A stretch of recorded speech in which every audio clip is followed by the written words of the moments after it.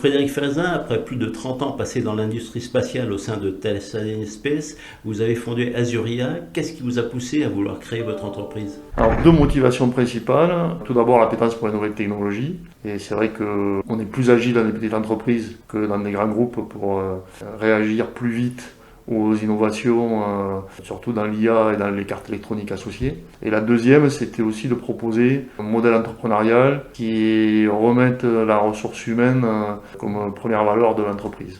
Alors, Azuria est spécialisé dans l'intelligence artificielle embarquée.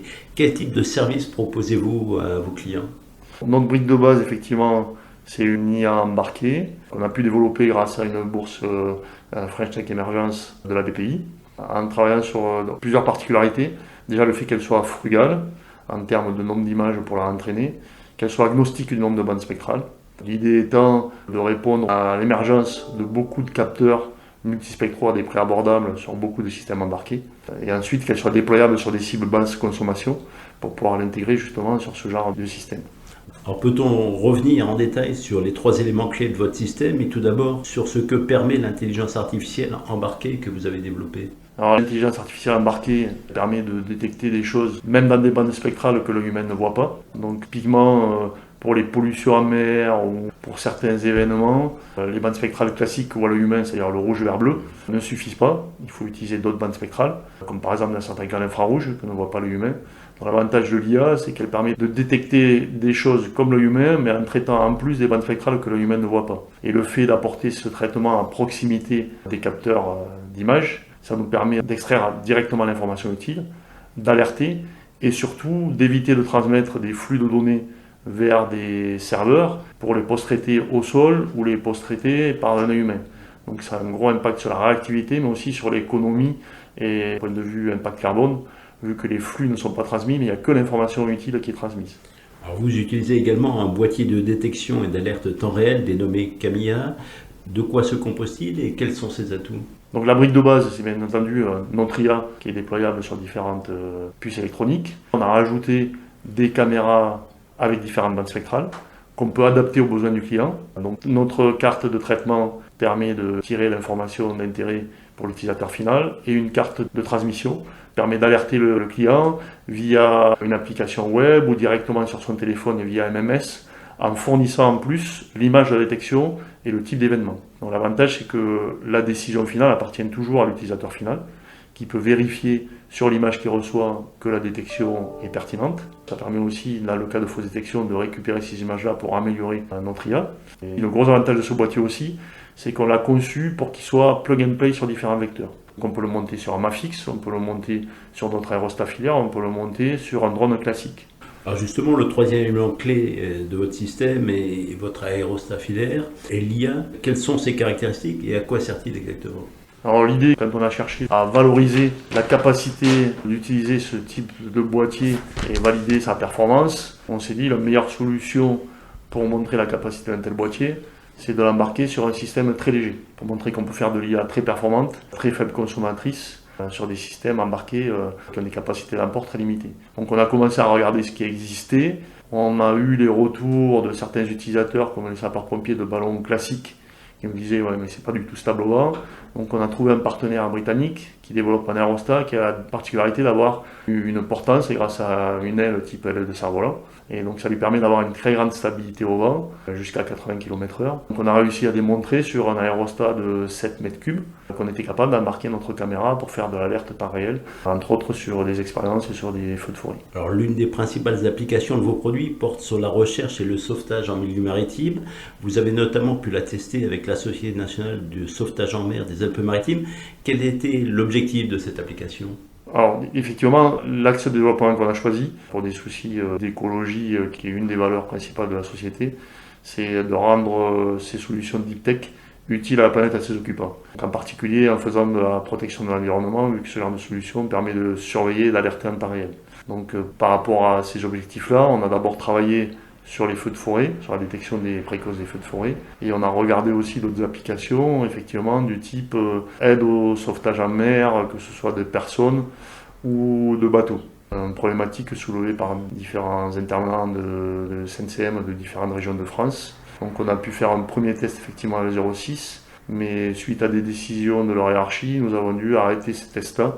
Donc aujourd'hui, pour ces parties d'application en mer, on travaille plutôt avec la Marine nationale. Vous avez quand même pu tirer quelques enseignements du test réalisé avec la SNSM? Oui, déjà on avait deux objectifs, c'était de tester nos caméras dans un environnement de bateau et l'aérostat tracté par un bateau. Donc on savait que ça fonctionnait parce que le fabricant de l'aérostat avait déjà testé cette configuration-là.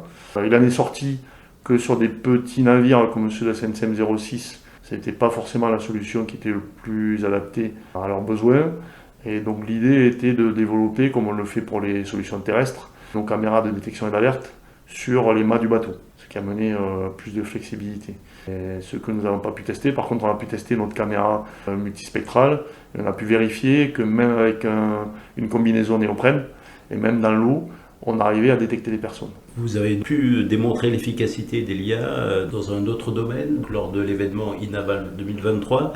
Dans quelle mesure Elia et vos solutions technologiques ont-ils prouvé leur efficacité dans le domaine naval de défense? L'avantage de cette approche par rapport à des drones classiques, c'est qu'il n'y a pas besoin de pilote et elle peut être autonome pendant plusieurs jours, avec une réglementation qui est beaucoup moins contraignante pour les utilisateurs. L'autre avantage, c'est qu'on peut la déployer à peu près dans n'importe quelle zone, à partir du moment où il y a un périmètre dégagé de quelques mètres autour. Donc c'est pour ça que c'est déployable aussi sur un bateau. Donc c'est cette flexibilité-là qui intéresse différents utilisateurs pour pouvoir le déplacer à des endroits d'intérêt. Donc ça a un avantage par rapport au drone classique. L'inconvénient, c'est que par contre, vu que c'est filaire et que c'est fixe à un point, on ne peut pas se déplacer vers l'objet détecté. Donc c'est pour ça qu'il faut considérer ça comme une solution complémentaire, différente, qui répond à certains cas d'usage. Et donc la marine était intéressée par le fait qu'il était déployable et tractable par un bateau, qui permettait d'avoir une vue sur une large surface. Oui, on peut quand même couvrir une large surface d'observation. Voilà, c'est plusieurs centaines de kilomètres carrés. Dans le domaine maritime, vos solutions peuvent également s'avérer très utiles pour les espèces protégées. En quoi peuvent-ils servir à détecter la pollution ou à protéger les espèces? Alors on peut imaginer plusieurs configurations, soit en le déployant en bord de mer à différents endroits suivant les migrations des espèces, soit sur des bateaux, soit à partir de barges qui sont installés dans les endroits de migration pour faire de la surveillance et avoir des statistiques là-dessus. Bon, les pollutions, c'est la même chose en fait, et de le déployer à des endroits à risque et de pouvoir détecter des pollutions. Ça peut être aussi utile pour retrouver des pollutions. Typiquement, on travaille avec une société qui fait de la dépollution. La pollution bouge sur la mer, donc ça peut leur servir de plus facilement retrouver la pollution pour pouvoir la récupérer. Donc il y a différents usages qui sont envisageables, c'est du cas par cas et il faut s'adapter à la configuration optimale pour l'utilisateur final. Il y a également un autre domaine de prédilection pour vos solutions, celui des incendies. Qu'est-ce que vous pouvez apporter en matière de détection de feux précoces et de support en intervention ou de surveillance des reprises de feu? Alors effectivement, ça c'est notre axe de développement majeur parce qu'il permet de valoriser toute notre ligne de produits incrémentale. Donc on peut soit livrer l'abri d'IA, que les services qui font la surveillance pour les sapeurs-pompiers peuvent installer dans leur centre de contrôle où ils récupèrent les images des caméras qu'ils ont installées. On peut aussi fournir la caméra avec la détection de temps réel qu'ils peuvent installer sur les points hauts. Et on peut aussi fournir l'aérostat complet. Là, l'intérêt dans le cas des feux de forêt, c'est de compléter les systèmes existants en déployant le système, par exemple dans les zones blanches où il n'y a pas de surveillance, ou les régions qui sont très peu exposées aux feux de forêt seulement quelques jours par an, qui au lieu d'investir plusieurs millions d'euros dans des systèmes fixes, grâce à l'aérostat qu'elles peuvent déployer pendant les périodes à risque, peuvent avoir un système de surveillance à moindre coût. Alors la pertinence d'Elia a aussi été consacrée dans le cadre du projet européen Security, permettant d'expérimenter des solutions technologiques dans le domaine de la sécurité. Vous avez été récompensé pour vos solutions. En quoi consiste-t-elle? Alors en fait, Security, c'est effectivement un projet Horizon 2020 sur lequel on a été lauréat pour développer l'ensemble justement aérostat plus caméra avec IA et alerte en temps réel. Le cas d'usage qu'on avait choisi, c'était sur les feux de forêt. Et on a même été les premiers à réaliser cette démonstration sur des vrais feux. On a pu montrer que le système Elia, donc avec Camilla embarqué, pouvait détecter et alerter sur ce type d'événement. Aujourd'hui, quelles sont les perspectives de développement d'Azuria, aussi bien en termes de chiffre d'affaires que de personnel? Alors aujourd'hui, on devrait cette année commercialiser nos boîtiers Camilla. Donc on est en train de lever des subventions pour financer le déploiement industriel avec la mise en place d'une chaîne de production. Donc ça sera déjà la première étape et on espère donc nous permettre de commercialiser ces premiers boîtiers, vont nous permettre d'embaucher plus de personnel et de développer notre activité sur d'autres secteurs. Parce que bien sûr, ce type de caméra qui permet de faire de l'alerte temps réel, enfin de système, on peut aussi le plugger aux caméras existantes de l'utilisateur. Le fait d'être capable de traiter l'information et d'alerter en temps réel, il y a un champ d'application qui est très très vaste. Donc, au niveau de la sécurité civile et sécurité au sens large, mais aussi par rapport à l'agritech, par rapport à d'autres secteurs où on a des contacts. Aujourd'hui, on n'a pas les ressources pour développer les solutions. Donc le fait de commencer à commercialiser nos boîtiers sur notre premier secteur d'activité qui est la sécurité civile, on espère pouvoir financer le développement sur d'autres secteurs d'activité qui sont intéressés par cette solution. Quels sont les principaux domaines d'activité justement que vous visez ? Donc aujourd'hui, en plus de la sécurité civile, donc il y a la sécurité au sens plus large du terme, dans la protection de domaines sensibles, voire des activités aussi plus défense. L'agritech nous intéresse beaucoup parce que ça correspond aux valeurs de notre entreprise. Donc là aussi, on peut imaginer avec l'arrivée de drones de traitement, par exemple, de maladies, qu'embarquer ce genre de système permettra de cibler les traitements justement et de réduire le nombre de produits phytosanitaires utilisés. Enfin, il y a plusieurs applications de ce type-là sur lesquelles on vise. Donc c'est essentiellement ça. Aujourd'hui, on mise aussi sur l'avenir. Et l'avenir, comme on le sait, c'est aussi le spatial. Surtout qu'avec mon cofondateur, on a plusieurs décennies d'expérience dans le spatial.